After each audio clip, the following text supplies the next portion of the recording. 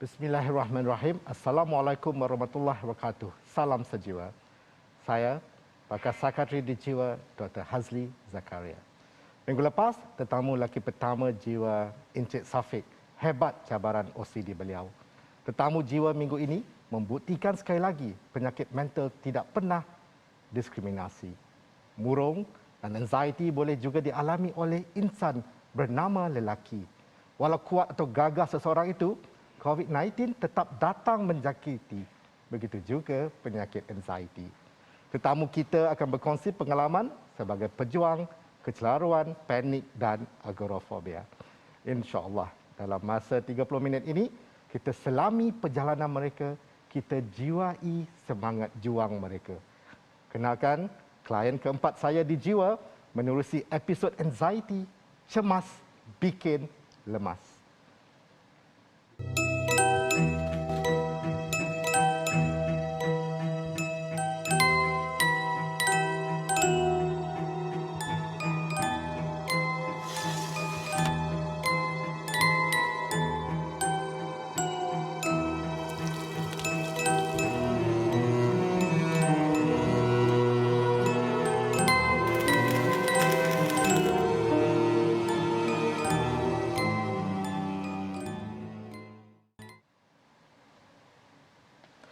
Bersama kita di studio, Encik Zubair Abu Bakar, pejuang penyakit anxiety. Lebih tepat, bekas pejuang penyakit anxiety, berusia 48 tahun. Encik Zubair, Assalamualaikum. Salam. Apa khabar? Alhamdulillah sihat. Terima kasih Encik Zubair datang. Sama. Okay. Jadi, penyakit anxiety ini ada orang kadang-kadang dia anggap alah anxiety je kot. Boleh tak Encik Zubair cerita pengalaman pertama kali mendapat panic attack? Apa perasaannya? Okey. Saya ingin ke belakang sikit sebelum panic attack tu. Saya mendapat penyakit ni pada tahun 2016, bulan Disember. Pada masa itu saya tak tahu kata saya dapat anxiety. Betul. Cuma dia punya simptom pada masa itu saya tukar ke tempat kerja baru. Dan tiba-tiba saya macam tak boleh nak fokus kepada kerja saya dan saya seolah-olah hilang saya punya skill yang sebelum ni saya selama 20 tahun dah berkejaya tu semua boleh buat. Tiba-tiba hilang kebolehan. Tiba-tiba macam tak tahu nak buat macam mana. Tak tahu nak start macam mana. Padahal jadi macam satu misteri ya. Satu misteri. So padahal saya dah dengan experience tu 20 tahun, benda senang je bagi saya. Tapi saya macam seolah-olah hilang, tak tahu nak buat kerja macam mana. Hilang keyakinan? Hilang keyakinan. Kan? Hilang keyakinan. Jadi kan ya, macam mana Encik Zubair waktu tu cuba nak faham apa yang berlaku tu? Okey. Saya cuba bercakap dengan isteri saya apa semua dan saya cuba relate kenapa saya rasa macam ni apa semua kan. Adakah kerana saya masuk kerja baru apa semua kan. Tapi bos waktu tu okey. Bos okey. Bos okey. Kalau tidak boleh kita menyalahkan bos. Bos okey. Lepas tu saya mula fikir, mungkin sebab saya hilang tak tahu nak buat apa ni. Mungkin ada gangguan ke. Sebab minta maaf lah. Dalam masyarakat Melayu sebab dia punya perasaan tu macam doesn't make sense kan. Sebelum tu kita boleh buat.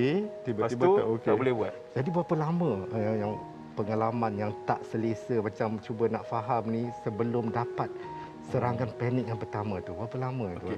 Pada Disember tu, lepas tu bila dah tak tahu buat tu, saya dah mula tak boleh nak pergi kerja semua. Dia rasa macam takut nak face the job. Kan? So pertama tu sebelum saya betul-betul faham yang saya mungkin ada anxiety semua ni, saya mula dapat rawatan bulan 3. The next year. Bagi saya tu suatu tempoh yang agak lama lah. Bagi saya satu tempoh yang tidak lama Encik Zubair. Ada lagi orang lebih lama. Okey. Jadi pada masa tu saya bila saya kerap MC semua, bos saya panggil saya, dia cakap, kenapa you ada masalah ke apa semua. Saya cakap, tak tahu, I suddenly I tak boleh nak fokus apa semua kan. Lepas tu dia cakap you ada health problem ke apa. So far I cakap tak ada. Lepas tu dia advise saya untuk pergi buat full body medical check up. Oh, bos yang bagus tu. Okey. Dan saya pun pergi buat apa semua dan result keluar okey, tip top. Tak ada masalah langsung. Pagilah kata rasa macam gangguan. Lepas tu bila dapat result tu saya macam okey. Confident. Pergi balik office. Confident pergi balik office. Bila datang kerja saya macam risau.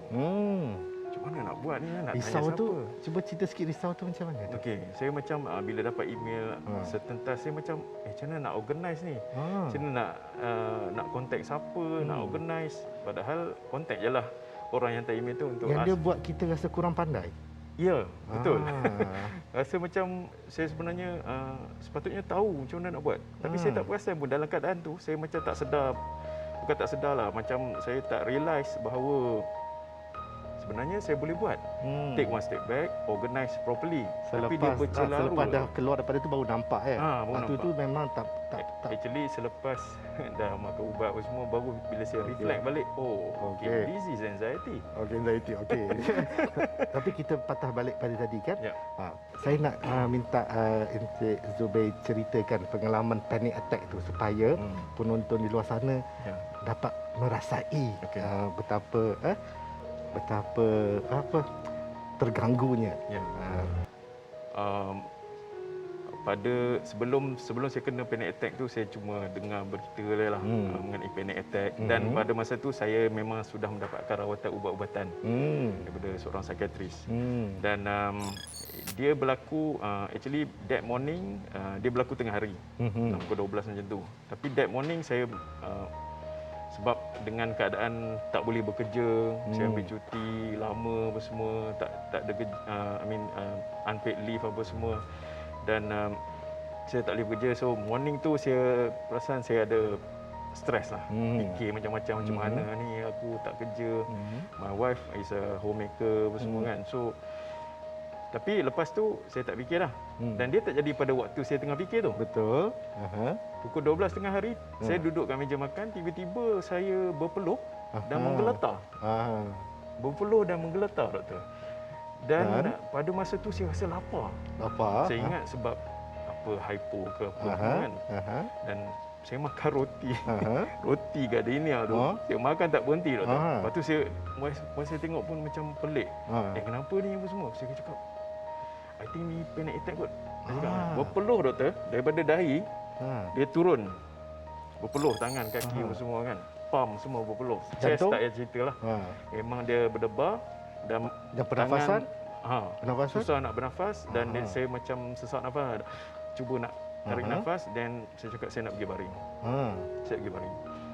Dan saya pergi baring semua. Saya tak tidur tapi dia macam automatik dia cool down sendiri. Petang tu dalam pukul 5 baru saya pergi balik jumpa psikiatris.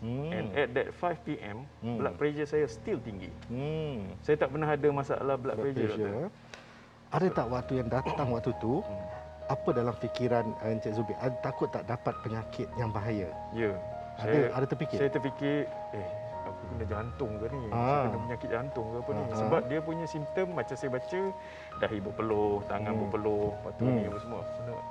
Sebab kita stres kan, so mungkin ada efek dengan jantung semua kan. Ada tak terfikir nak mati? Oh, mesti ada tu. Pada masa tu saya macam, ya Allah, tolonglah. Okey, ya Allah tolonglah. Ya Allah tolonglah. Kita berhenti seketika, sambung selepas ini. Baik. Okey. Jiwa berehat seketika.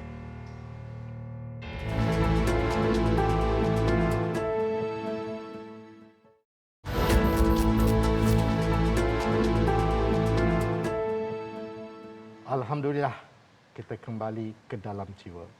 Saya ingin menerangkan sedikit apa yang Encik Zubair cakapkan tadi tentang panic attack ataupun serangan panik. Serangan panik ini berlaku dengan tiba-tiba. Waktu dia kata tak stres, duduk di meja, tiba-tiba datang. Begitulah yang selalunya berlaku. Disebabkan oleh datang tanpa apa-apa trigger, menyebabkan kita rasa apa puncanya. Bila datang itu, pengalaman yang dialami semuanya berbentuk fizikal. tak boleh bernafas, susah nak menelan, rasa takut pengsan, kaki semua lemah, tangan menggeletar, rasa seram sejuk dan mereka juga rasa mereka hilang kawalan, takut dapat penyakit bahaya, jantung, strok dan takut mati. Berlaku dalam masa yang cepat, 15 minit kemudian bertahan hilang dalam masa setengah jam. Itu yang tipikalnya. Tapi selepas itu, mereka sentiasa risau, takut dapat lagi panic itu.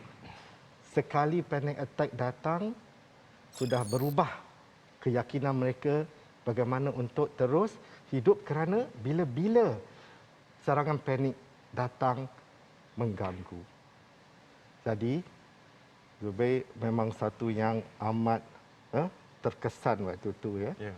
Jadi, apa rawatan ataupun langkah pertama yang Zubair buat apabila selepas mendapat serangan panik itu? Okey, so bila saya macam selepas saya baring semua tu, dan saya tak buat apa dan of course saya risau, takut dia datang lagi sebab memang mengerikan lah bagi saya pada masa tu. Dan selepas saya pergi jumpa psikiatris, saya cerita apa yang berlaku pada tengah hari, dia pun cakap, oh ini panic attack ni semua kan. So saya cuba untuk try jaga emosi dan jaga fikiran saya, apa saja yang saya nak fikir, saya cuba elakkan daripada berfikir, tapi sebenarnya dia tetap datang juga. Tetap datang juga. Tetap datang juga. Sebab ada tak ada apa kan? Yeah. Itulah yang menakutkan. Yeah. Ada tak disebabkan oleh kita tak tahu bila nak datang ini mengganggu kehidupan seharian? Contohnya macam tak boleh keluar rumah contohnya. Adakah itu terkesan kepada Encik Zubair? Ya, terganggu sebab pada masa tu memang saya tak boleh driving pun. Tak boleh? Pada masa saya tengah dalam rawatan apa semua, saya tak boleh keluar rumah pun. Meaning saya tak nak keluar daripada rumah saya, pintu ke halaman rumah saya, saya tak berani. Nak pergi masjid pun tak boleh? Memang tak boleh, doktor. Saya tempat orang ramai saya tak boleh. Tempat orang yang kenal saya tak boleh. Saya pergi masjid yang jauh dan itu pun saya pergi bila orang dah nak solat Jumaat. Saya pergi bila orang dah nak solat Jumaat, saya pergi, lepas bagi salam saya terus bangun balik. Sebab saya takut saya jadi panic attack di masjid, di tempat orang ramai. Orang ramai dan takut tak boleh nak lari. Tak boleh nak lari. Dan bila jadi panic attack, lepas tu saya fikirlah macam nanti malulah jadi macam tu. Betul. Kan, malulah jadi macam tu dan sebab saya tak cerita masalah penyakit saya kat siapa-siapa. Tapi kalau ada orang bersama, kalau bawa kereta dengan ada orang sebelah, boleh ke tak boleh? Tak boleh. Tak boleh juga? Tak boleh. My wife yang terpaksa bawa saya jumpa doktor apa semua. Apakah tindakan ataupun rawatan yang Zubair buat untuk memberikan semangat, sebab ramai yang akan dapatkan bantuan dari segi spiritual kan? Ya. Zubair sendiri bagaimana? Okey, sebelum saya mendapatkan rawatan ubat-ubatan daripada psikiatris, saya pergi jumpa peruqyah. Sebab the symptom kadang-kadang bila time maghrib dia jadi lagi teruk. Lagi teruk kan? Lagi teruk. So itu meyakinkan saya lagi lah pada masa tu bahawa saya kena gangguan dah ni. Saya pergi jumpa peruqyah, dia ruqyah saya apa semua. On that day saya semangat balik. Tapi the next day sama gone. Sama balik kan? Sama balik.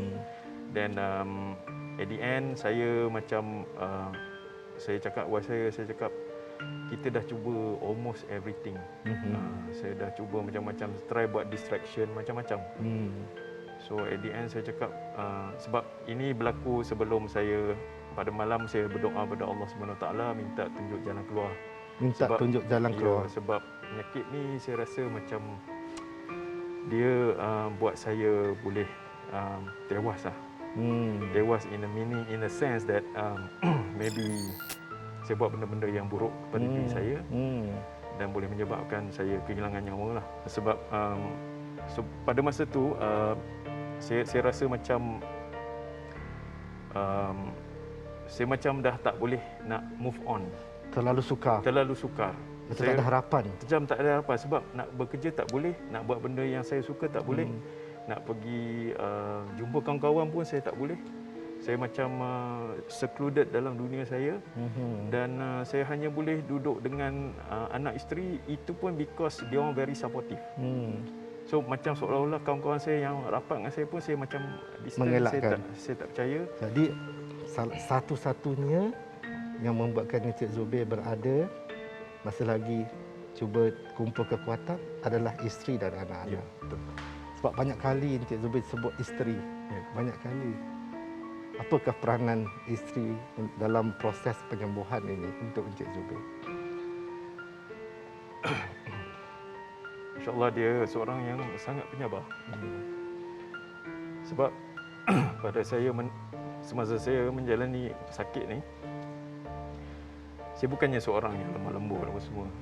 So saya ada juga marah-marah dan baling-baling barang. Tapi tak adalah. Saya masih ingatlah bila saya baling apa semua tu, try not to throw to them apa semua.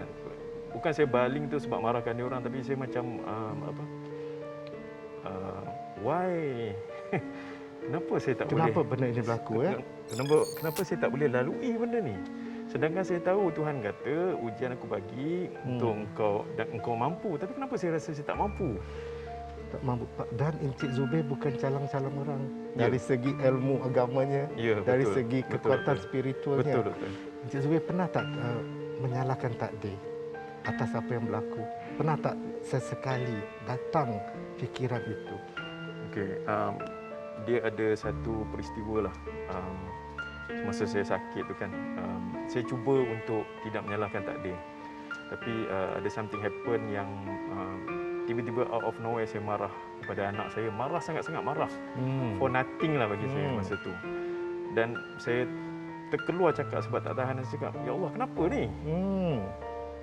Ya Allah, kenapa ni? Sampai macam tu kan. Tak tahan sampai macam tu.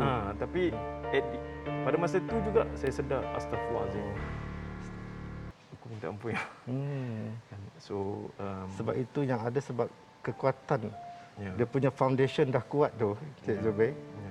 Itu yang satu yang kita kena titik beratkan. Ya. Landasan yang dah dibuat dan tunjukkan walau kuat macam mana pun, kalau penyakit tu datang, kita tak boleh menghalang dan itulah pengalamannya. Boleh saya tambah sikit, Doktor? Boleh sangat. Okey, sebab mungkin saya tak cerita background saya kan. Background saya dulu sebelum saya sakit, saya seorang jemaah masjid yang very punctual lah. Asal ada masjid buka, saya memang ada di masjid lah. Every waktu lah, almost every time. Subuh apa semua kan. Tapi bila saya sakit tu, pada mulanya saya macam tak boleh terima. Kenapa? Sebab saya pergi masjid. Betul. Bukan Dah buat apa yang patut. buat apa yang patut dan bukan setakat pergi solat balik. Lebih Saya daripada itu. tolong supply penceramah dekat masjid apa semua. Saya aktif lah, boleh katakan saya aktif. Dan saya at the same time belajar ilmu agama, mendalami ilmu agama dengan betul-betul apa semua. Tapi bila saya reflect balik kan, doktor kan, so Allah Subhanahu Wa Taala nak menunjukkan kepada kita whatever you rasa you dah kuat apa semua. So bila dia nak bagi satu ujian, kesakitan, tiada siapa boleh halang. Alhamdulillah. Itu hikmahnya. Zubir, terima kasih. Kita berhenti sekejap ya. Okey. Dan sambung lagi selepas ini. Jiwa mengambil masa untuk berehat seketika.